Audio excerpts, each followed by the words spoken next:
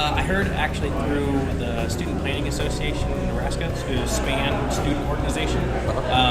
One of the members brought it up, and then I kind of looked at it, wanted to go, and mentioned it to my supervisors, and then they said that we'll sponsor it, and so now I'm here. Cool. I heard about this session because some folks from Topeka were invited, and I was included in that invite and was excited to come and see what was happening.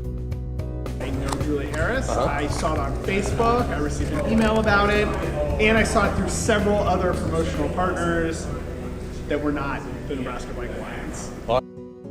I heard about the summit through my through social media, actually. I follow Nebraska Bike Walking Alliance on Facebook, and there was a Facebook event, and I'm a big fan of Julie Harris and anything she does, so of course I want to be a part of the summit. Oh, Julie's been talking about it for some time and has done a great job organizing, so I heard through her directly, as well as several organizations and email campaigns.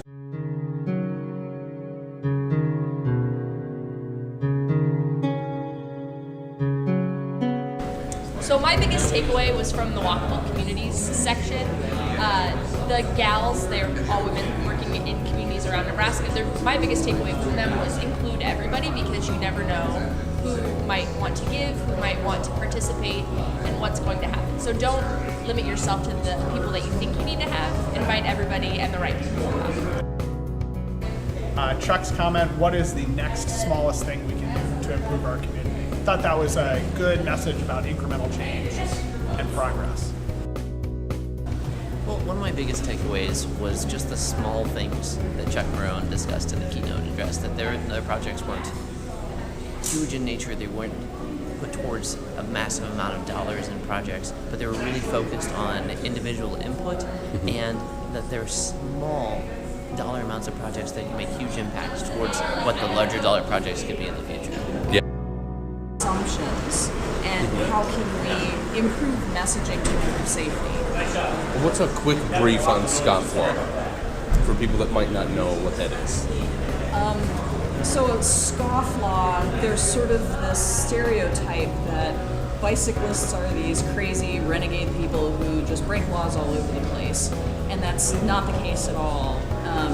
Basically, research shows cyclists are out there trying to be as safe as they can. Drivers break laws, cyclists break laws, but the reasons for that are different. Drivers break laws because they want to save time primarily. If a cyclist breaks a traffic law, it's primarily because they see that would improve their own personal safety on the road. I really liked the session on communicating with others about the issues surrounding people on bicycles and how to reframe that from bicyclists to people on bicycles, motor vehicles. Or just some of the different avenues that people are looking at, biking, walking throughout the state. I didn't know that the DHHS was so involved in making walkable communities, and just some of the other organizations that are pushing for what I would like to see.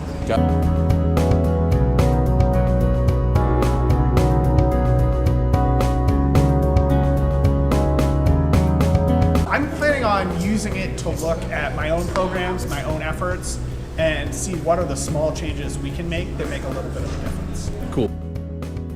I would love to see more public engagement from the engineering design side.